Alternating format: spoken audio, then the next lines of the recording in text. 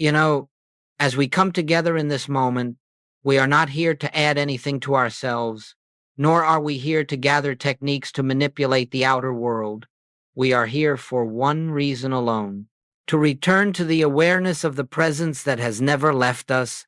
All the fear, all the panic, all the anxiety you have known in your human experience, these have arisen only because attention drifted outward to appearances and away from the kingdom within. And so the problems of the so-called world seem to take on a power they do not possess. If you understand this first principle, you understand the foundation of all spiritual living. Nothing external has power. Power is not in circumstances, not in bills, not in conditions, not in the body, not in the mind. All power is spiritual. All power is in God. But to know this as more than words, there must be a turning, an inner recognition of the presence that is closer than breathing, and yet unnoticed when we rush to solve, to fix, to fear. In this hour, we are not here to struggle with effects. We are here to awaken to cause. And cause is always, eternally, your consciousness of God.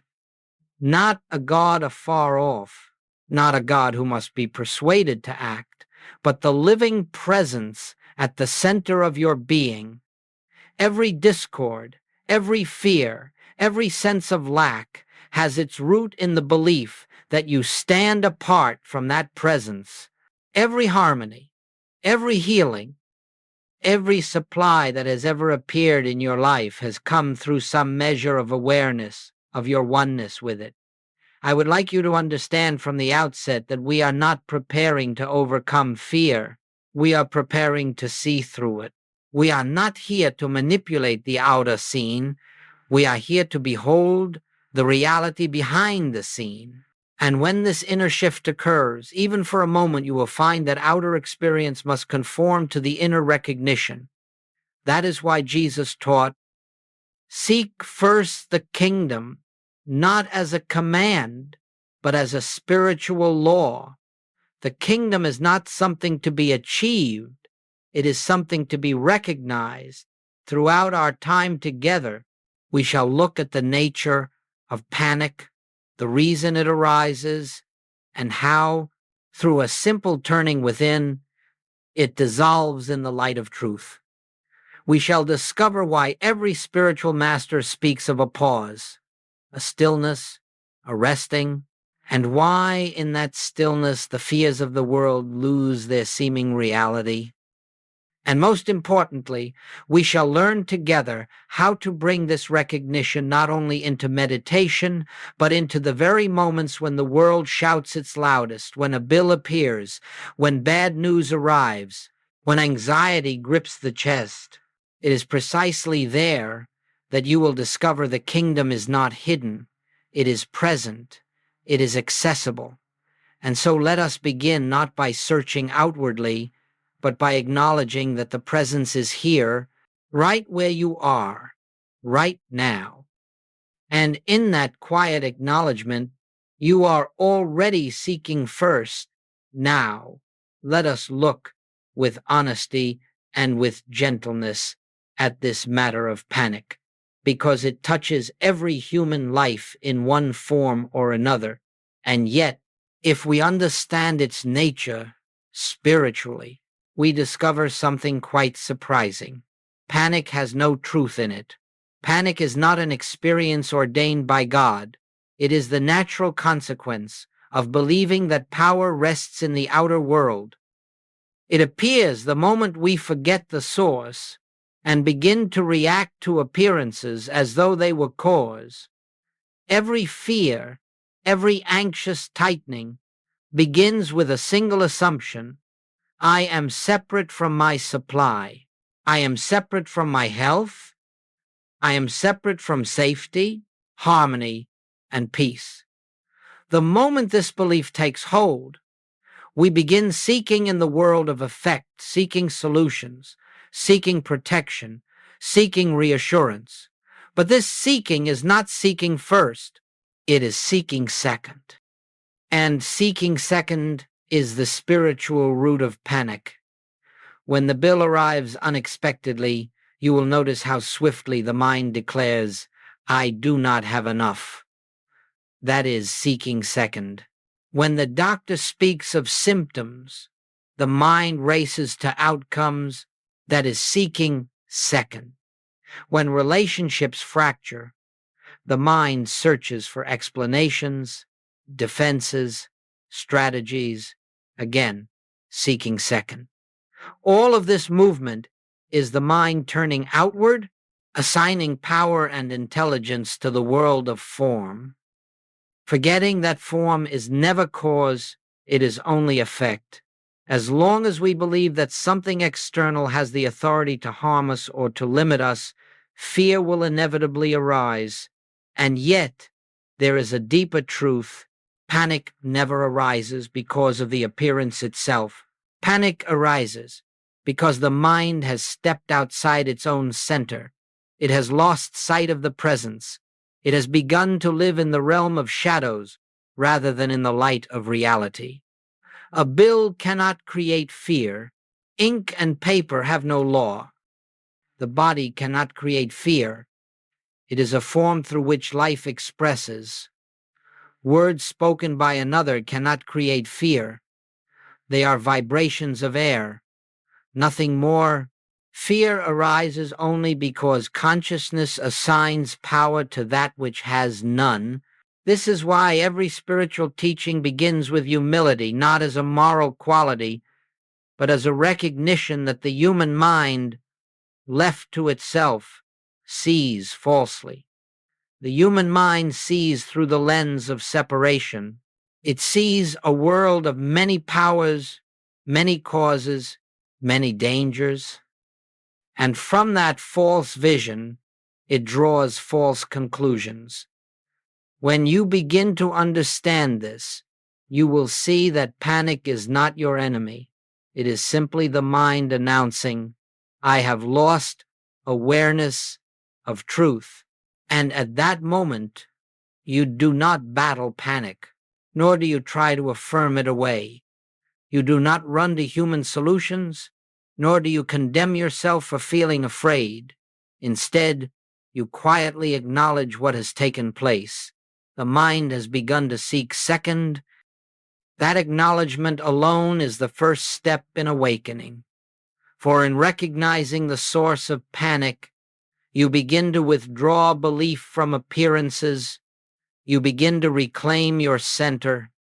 And in that silent turning, you are already shifting from fear to recognition, from the outer world to the kingdom within.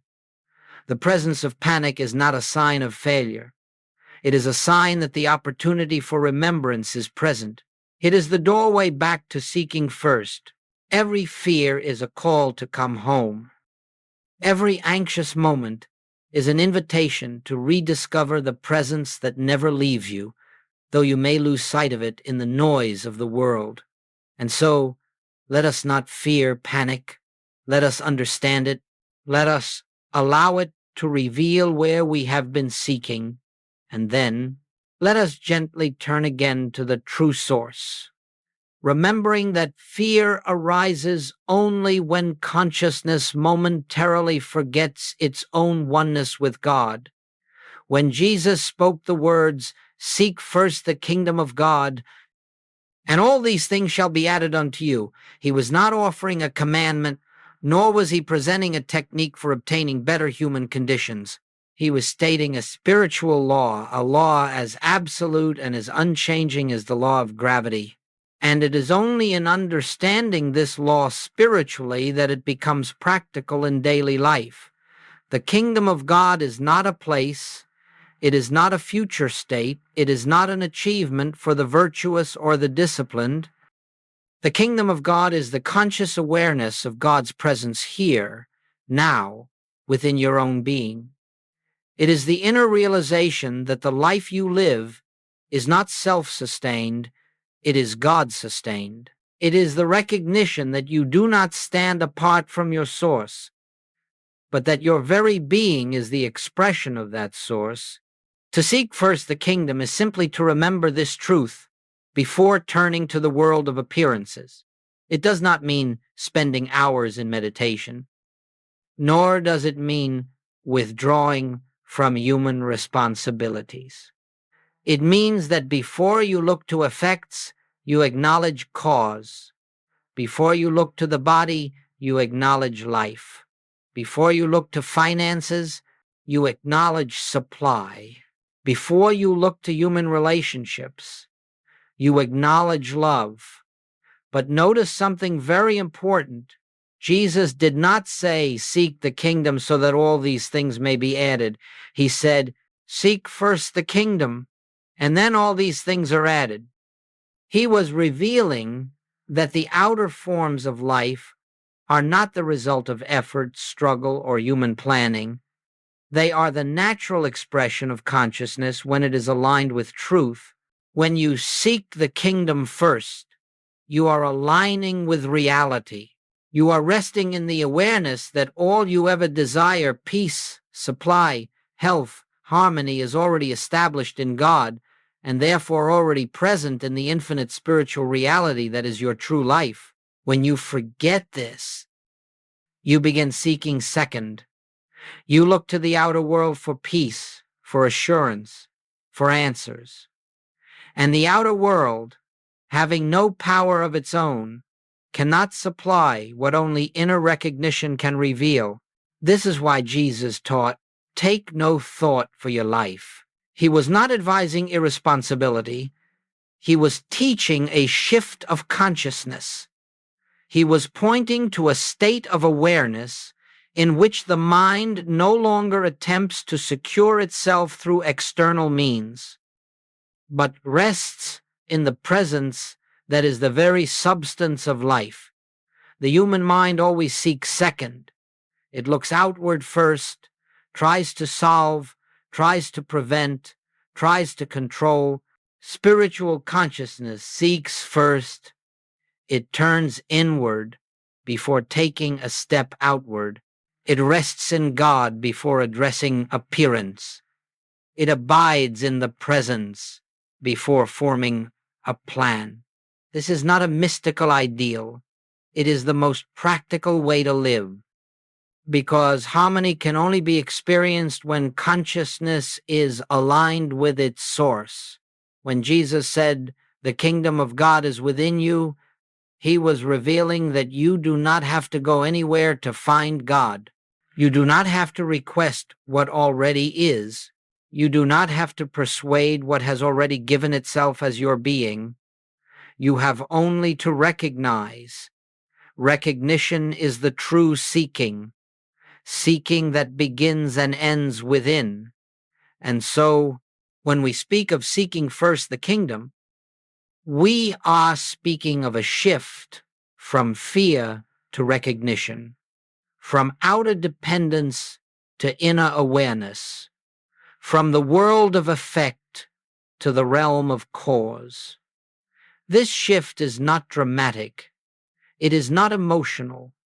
It is quiet, gentle, and certain. It is the simple turning of consciousness toward its own source. As this becomes clear, you will discover that the words of Jesus were not distant spiritual poetry, but practical instruction for daily living. He was showing humanity how to meet every appearance, from the smallest irritation to the greatest crisis, not with fear, but with the calm assurance that God is the only presence and the only power. And when this assurance dawns, even faintly, the outer world begins to take care of itself, not because you have forced it, but because you have aligned with the kingdom that has always been the foundation of your life. Once we understand that all panic arises from seeking second, we can begin to see why the very first step in any spiritual response, whether the circumstance is small or great, is the pause. This pause is not a technique. It is not a breathing exercise. It is not a moment of forced calm. It is the conscious refusal to grant power to appearances and the conscious return to the awareness of the presence within. You see, when an alarming situation arises, the human mind immediately leaps outward. It races to conclusions, to judgments, to imagined outcomes. It begins forming strategies, defenses, and explanations. This is the automatic habit of a mind that believes in a world of many powers. And in that instant, separation is felt, fear is born. But the pause interrupts this automatic movement. The pause says, "No, I will not react. I will not allow the appearance to dictate the state of my consciousness. I will turn within." And in that turning, the power that you unconsciously assigned to the appearance is withdrawn. The appearance is disarmed, not by force, but by the simple recognition that it has no power of its own. A bill arrives. The old habit would be, "What shall I do? How will I pay? What will happen?" But in the pause, you do not follow that impulse. You turn within. "Father, here I am. Let the truth reveal itself." A physical symptom appears. The old habit would be, "What if? What next? What does this mean?" But in the pause, you step out of the mental storm. Life is God. God is here. God is the only law operating. This pause is not procrastination. It is alignment. It restores the awareness that God alone is cause. It reestablishes the truth that your being is not vulnerable, not dependent on matter, not separated from infinite supply, life, or peace. And the moment this recognition begins, even faintly, the grip of panic loosens. The pause is the doorway through which spiritual clarity enters. It is the space in which we disengage from the reaction of the senses and turn toward the reality that stands behind all appearance. Without this pause, we remain entangled in the world of effect. With it, we step into the atmosphere of the kingdom. Goldsmith often said that spiritual living is a life of remembering. You remember the presence, you remember the truth, you remember who you are in God and who God is in you. But remembrance is impossible if the mind is racing. Therefore, the pause becomes the first act of grace. The moment we pause, we silence the mind sufficiently for truth to reveal itself. You may notice at first that the pause feels unnatural. The old conditioning urges you to respond immediately, to fix, to protect, to analyze. But in time, the pause becomes natural. It becomes instinctive. It becomes the moment in which you step out of the human sense of self into the spiritual center of your being. Understand this clearly. The pause does not solve the problem. The pause allows you to see that God is the only power, and that recognition dissolves the problem at its root. As you practice this pause, you will begin to notice something profound. The very moment you stop reacting, the disturbance in the mind fades. The moment you withdraw your belief from appearances, their seeming authority weakens. And in that space, spiritual intuition begins to function. Answers arise. Peace returns. Guidance reveals itself. Not because you forced it, not because you thought your way through it, but because in the pause, you opened the way for the kingdom to reveal what has always been true. Thus, the pause is the first movement of seeking first. It is the act of turning from the world of effect toward the source itself. It is the way we step out of fear and back into the atmosphere of truth. And as we continue, you will see how this pause naturally leads into the deeper practice of recognition of what is spiritually real and what is not. Once we understand the pause, we are ready for the essence of the spiritual life. And it is here, perhaps more than anywhere else, that Joel Goldsmith diverged from traditional religion and metaphysical systems. He discovered that the moment we attempt to treat a problem, whether through prayer, affirmation, visualization, or mental effort, we have already granted reality to the problem. We have said, in effect, this appearance has power, substance, and law. And now I must counteract it. But spiritual healing does not take place by opposing error. It takes place by seeing through it. And it is in this seeing that recognition becomes the great unveiling. Recognition is the realization of what already is, not the attempt to make something happen. Let us look together at the difference.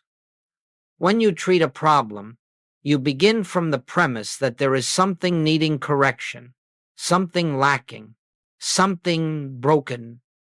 And from that premise, the mind tries to impose a spiritual truth upon a situation it believes is real. This effort may bring temporary relief, but it cannot bring lasting harmony, because it begins from duality, from the belief in both God and something unlike God. Recognition, however, begins from an entirely different foundation. Recognition declares God is the only presence. God is the only power. Therefore, anything appearing as fear, lack, disease, or discord has no spiritual law to support it. It has no truth. It has no permanence. It has no cause. In recognition, we do not fight the appearance. We do not argue with it. We do not affirm its opposite. We simply acknowledge the presence of God as the only reality. You see, the moment we begin to treat a condition, we accept the condition as part of our consciousness. But the moment we recognize that God alone constitutes our consciousness, the condition dissolves of its own nothingness. Recognition is the turning of the inner eye from the world of shadows to the light that reveals there were never two powers, never two realities. Let us take an example. Suppose the appearance of lack confronts you. The human mind immediately reasons, I must affirm abundance. I must believe for increase. I must declare supply. But all such activity is treatment. It accepts lack as something to be remedied. The more we try to affirm abundance, the more we subtly declare that lack is present. Recognition takes another path entirely. It says quietly, infinite supply is the nature of God, and God is the substance of my being. Therefore, lack has no reality in my consciousness. It is not a condition to fix. It is an illusion to see through. You do not fight lack. You recognize abundance as a spiritual fact. You do not fight sickness. You recognize wholeness as the nature of life itself. You do not fight discord. You recognize harmony as the essence of divine presence. When you recognize, you stop trying to create spiritual good and realize that spiritual good is already established. You rest not to produce a result, but to acknowledge reality. And in that resting, the fear dissolves, the mind becomes still, and spiritual law reveals itself as outer harmony. The secret lies here. Recognition never begins with the problem. Recognition begins with God. When you treat, you begin with the appearance. When you recognize, you begin with the presence. One binds you to the world of illusion. The other frees you into the realm of the kingdom. This is why Goldsmith called recognition the highest form of prayer. For in recognition, we do not attempt to bring God into a situation. We realize that God is already the substance, the life, the law, and the activity of our being. The situation is seen not as something needing divine intervention, but as an opportunity for divine reality to be realized. And so, as we move forward, I want you to remember this simple truth. Spiritual harmony does not come because you force it. It comes because you see clearly. Recognition is spiritual seeing. It is the awareness that there is only one presence and one power. And when this awareness dawns, the shadows of fear and panic lose their foundation in recognition. You are no longer trying to fix life. You are beholding life as God expressing itself, and that realization is the beginning of freedom. As we move deeper into this work, we begin to see why the spiritual life cannot be lived by human effort. Human effort belongs to the realm of cause and effect, the belief that outcomes depend upon personal strength, personal wisdom, personal planning. But in the spiritual life, we discover that all genuine harmony flows not from effort, but from grace. Grace is the activity of God within your consciousness, unfolding without strain, without pressure, without forcing. And here again we find a truth that is simple, but not always easy to accept. Every place in your life where you struggle, you are living by human effort. Every place where there is peace, you are living by grace. Grace does not mean passivity. It does not mean we sit idle, waiting for life to arrange itself. Rather, it means that we do not attempt to arrange life through fear-driven action. We act, but our action flows from inner guidance, not from panic. We move, but the movement arises from stillness, not urgency.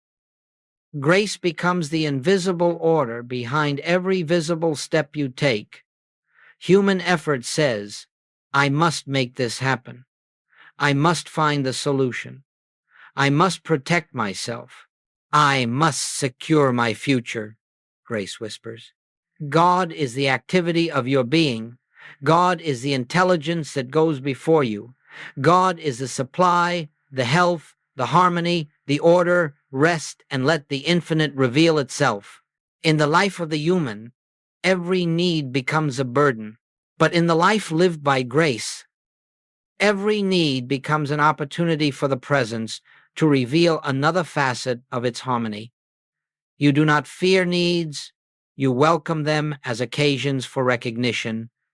You do not dread change. You understand that grace always expresses as exactly what is needed, in exactly the way it is needed, at exactly the right time.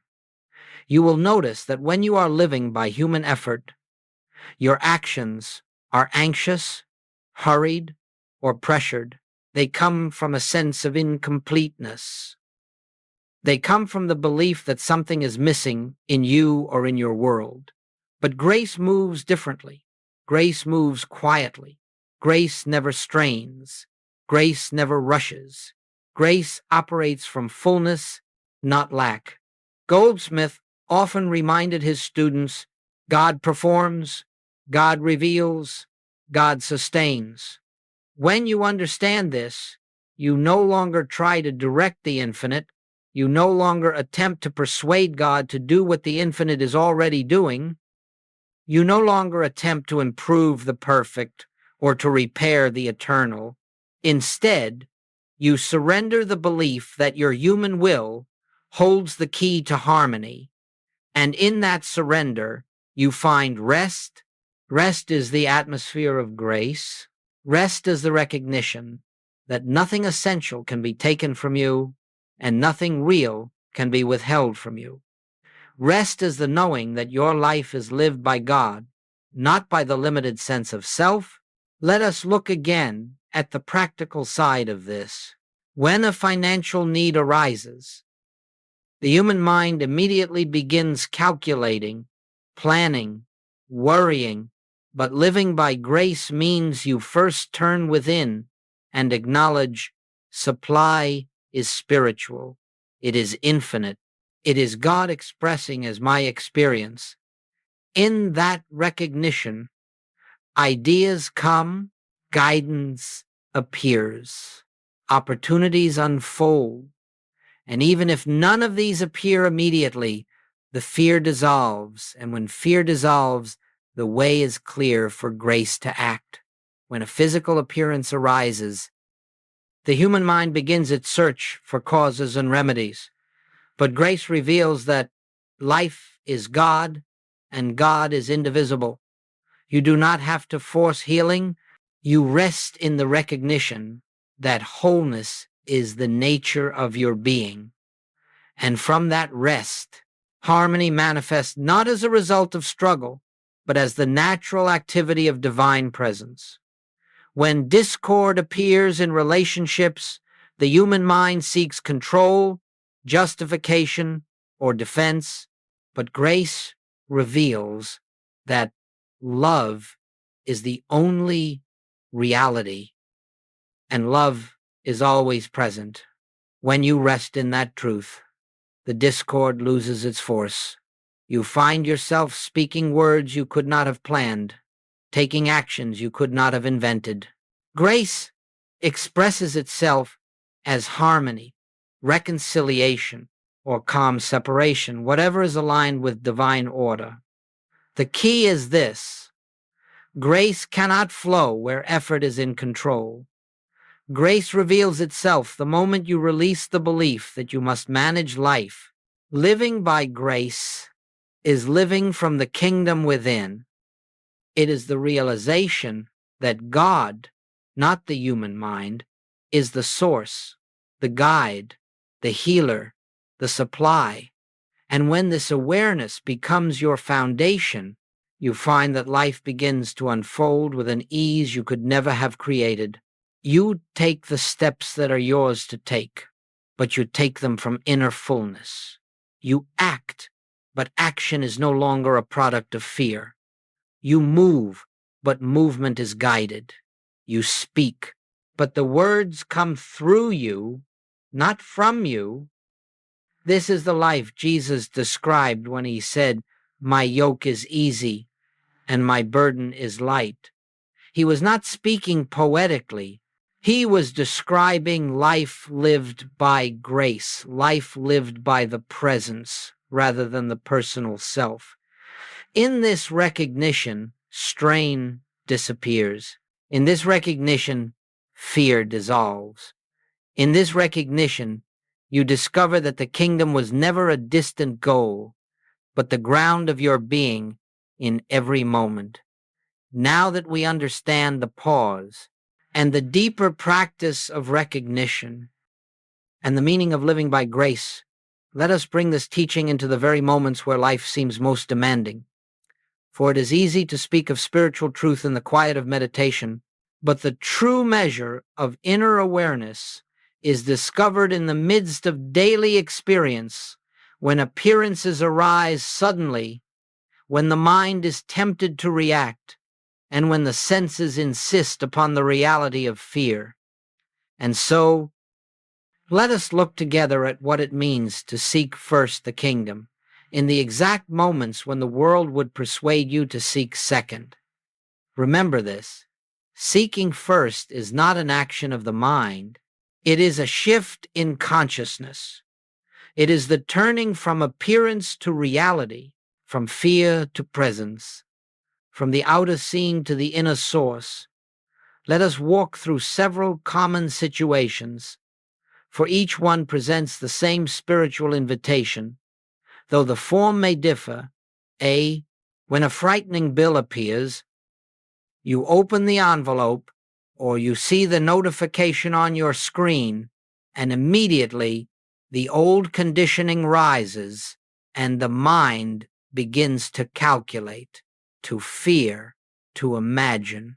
In that instant, the sense of separation returns. I must find a way. I must fix this.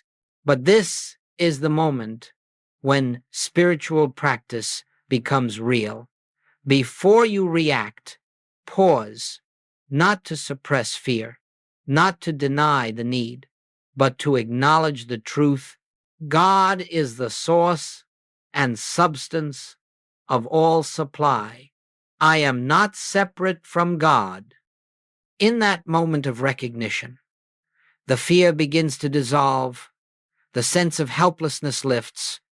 You discover that the need does not define you, nor does it limit you.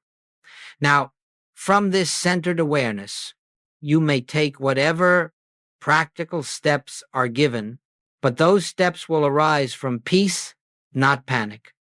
The outer need has not disappeared, but something far more important has occurred. The need no longer dictates the state of your consciousness. And when consciousness is no longer enslaved to appearance, grace can begin its work. B.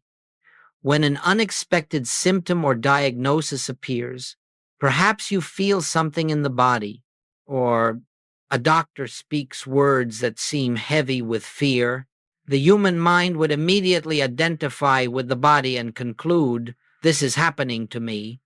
But you are not the body. The body is an instrument of experience, not the source of your life. Life is God. Life is infinite. Life is indivisible. So when the appearance of illness arises, do not rush to treat it mentally. Do not attempt to force a healing. Instead, pause. In that pause, turn inward. Father, you are the life of my being. Whatever you are, I am. In that recognition, you withdraw the power that fear had begun to assign to the appearance. You realize that the body does not govern your life. The presence governs the body. From this recognition, harmony can reveal itself in ways beyond human planning, through medicine, through rest, through intuition, through unexpected avenues. But the healing does not come from the avenue. It comes from the recognition. See, when anxiety floods you without reason, there are times when fear arises seemingly out of nowhere, a tightening in the chest, a cloud over the mind. The human impulse is to resist it, to question it, to attempt to push it away, but resistance only strengthens it. Instead, pause, let the fear be what it is, a passing appearance in consciousness, not your identity. And in that stillness, recognize there is only one power. Fear has no presence, no law, no substance. Do not fight the fear. Do not analyze it. Simply refuse to grant it authority. In that gentle refusal, the fear loses its foundation. It dissolves like mist before the sun, not because you battled it, but because you stood in the recognition of truth. D.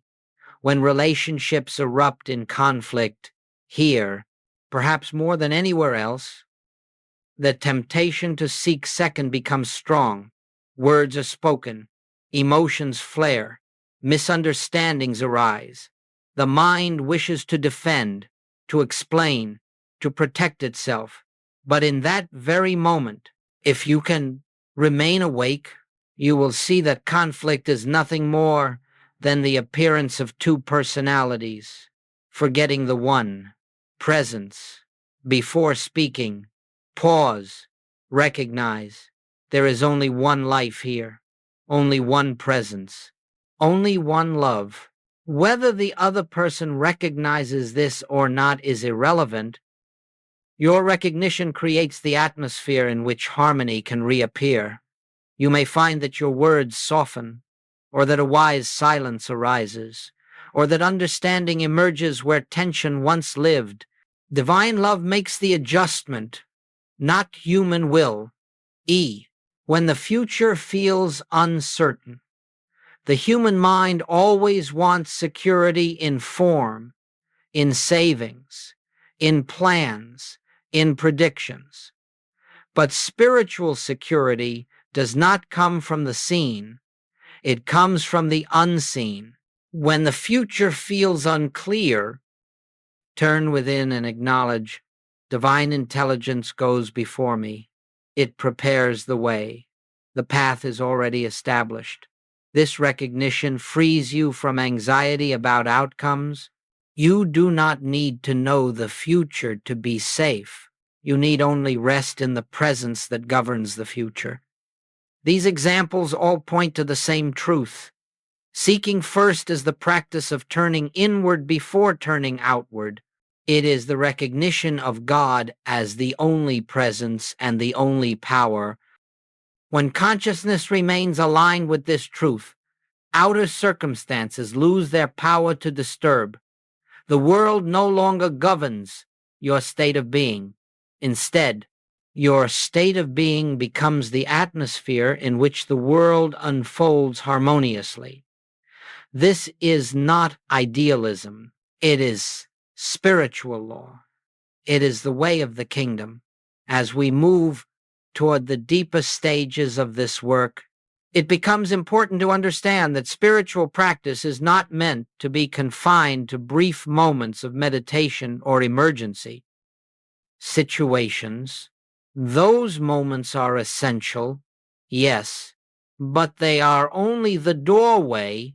The true transformation occurs when seeking the kingdom becomes the foundation of your daily life, when recognition becomes as natural to you as breathing, when the presence becomes the underlying atmosphere of every thought, every decision, every interaction. This does not happen through discipline or through striving. It happens through remembering, through gentle, steady, continuous remembrance. And so we must learn how to bring this inner awareness into the entire pattern of daily living, not as a task, not as a duty, but as a quiet orientation of consciousness. Let us consider how this unfolds. 1. Morning, establishing the tone of the day. In the first moments upon waking, before thought has fully taken form, there is a sacred opportunity. The mind has not yet begun its habitual activity. The senses have not yet begun to pull you outward. In that moment, simply rest in the awareness. The presence is here. The kingdom is within me. I and the Father are one. This recognition sets the tone for the entire day. It does not need to be long. Even a few seconds of quiet acknowledgement shifts consciousness from separation to union. You are not preparing the presence to accompany you into the day. You are recognizing that the presence has been the life of your night as well as your waking. Once this recognition is established, even faintly, the day unfolds from a different foundation. You move not from human intention, but from spiritual alignment. 2. Throughout the day, returning again and again to presence, seeking first becomes natural as you learn to return to the inner quiet repeatedly, gently, without effort. Not long periods, not dramatic meditations, just brief turnings inward. When you pause in the middle of activity and quietly acknowledge God is here, you are reestablishing the atmosphere of truth in which the rest of your actions will unfold. These moments do not interrupt your life. They anchor your life. They weave recognition into the very fabric of your day while you are working, speaking, driving, washing dishes, answering messages. Little by little, the sense of separation weakens and the awareness of oneness strengthens. 3. Evening, releasing the day back to the presence. At the close of the day, as you prepare to sleep, there is another opportunity. Before the mind recounts the events of the day, before it judges or analyzes, you may quietly rest in the awareness. Nothing today occurred outside the presence. Nothing today touched the reality of my being. All is well in God. This is not denial. It is recognition. You are not erasing the day, you are seeing through it to the presence that carried you through every moment in this recognition. The subconscious is freed from the burden of fear. Rest becomes peaceful, restorative, natural. 4. How you know the practice is working. As seeking first becomes your foundation, changes will appear, not necessarily dramatic at first, but subtle, unmistakable, steady. You may notice panic arises less often, fear loses its authority, decisions become clear, you speak with greater calm, you respond rather than react, harmony appears without strain, problems resolve without intense mental effort. You may discover that people respond differently to you, more gently, more openly, not because you have changed them, but because the atmosphere of your consciousness no longer invites conflict. You may observe that needs are met in surprising or effortless ways, not because you are manifesting, but because grace is now unobstructed. This is not magic. It is spiritual law functioning through a consciousness that has ceased to resist it. 5. The shift from practice to awareness. At first, you will practice turning within. In time, you will simply live from within. At first, you will remember the presence. In time, you will abide in the presence. At first, you will pause when fear arises. In time, fear will rarely arise. At first, you will consciously seek the kingdom. In time, you will discover that the kingdom was seeking you all along. This is the natural progression of the spiritual life. Practice gives way to embodiment. Effort gives way to ease. Seeking gives way to knowing. 6. What integration truly means. Integration does not mean that you retire from the world. It does not mean that you withdraw from responsibilities or refuse to act. Integration means that you live your outer life from an inner center. It means that you no longer depend on circumstances for peace, nor on people for love, nor on the body for life, nor on the world for security. Integration means that the presence becomes your resting place, your identity, your foundation. And from that foundation, you move into the world not as a fearful human battling for survival, but as a spiritual being through whom the grace of God expresses. This is the meaning of seeking first. It is the meaning of awakening. It is the meaning of the kingdom.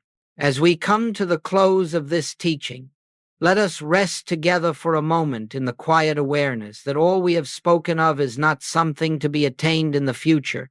It is not a spiritual condition you must earn. It is not a higher state you must climb into.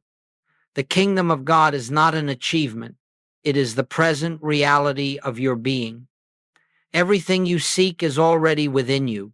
Everything you fear losing cannot touch the life that animates you. Everything that appears as need, conflict, or limitation is but a shadow compared to the light of the presence that dwells at the center of your consciousness. Let us recognize this now, not with effort, not with strain, but with the simple willingness to be still, and know. Know what? Know that I, this divine presence, this infinite life, this silent reality is God, not a God out in the heavens, not a God afar off, not a God responding to your pleas, but God is the living essence of your being. God is the consciousness you are aware of in this moment. God is the life that breathes you, moves you, sustains you. Right now, let your thought rest upon this truth. There is only one presence. There is only one power. There is only one life. And that life is expressing itself as you. All fear dissolves in this recognition, because fear requires belief in something other than God. All lack dissolves in this recognition, because supply is the nature of God consciousness. All discord dissolves in this recognition, because love is the structure of reality. As you rest in this awareness, notice that nothing is being done. You are not trying to become spiritual. You are not trying to think correctly. You are not trying to solve anything. You are simply recognizing what is already true. This recognition, quiet, gentle, effortless, is the beginning and the end of the spiritual path. It is the meaning of seek first the kingdom. Not that you must go find it, but that you turn away from the false belief in an external power and return again and again to the presence that has never left you. You need not perfect this practice, you need only remember it. And if you forget it 1,000 times, return 1,000 times. Each return strengthens the awareness of oneness. Each return weakens the illusion of separation.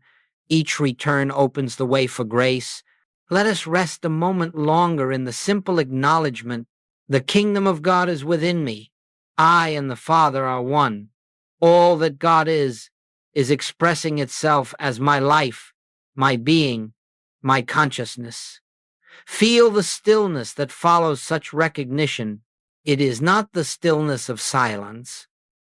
It is the stillness of truth, a stillness that has always been here, waiting for you to notice it.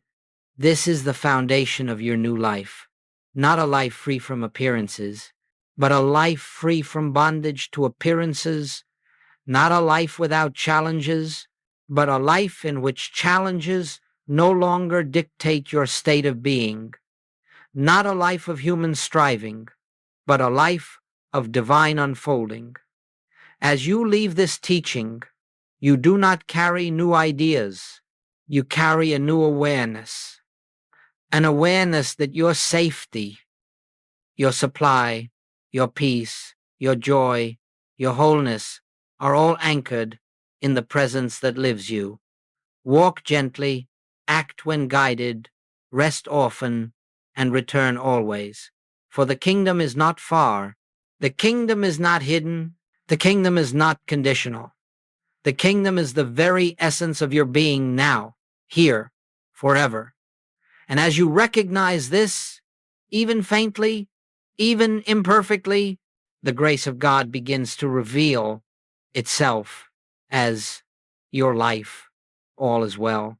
All has always been well, and all will continue to unfold from the fullness of the presence within.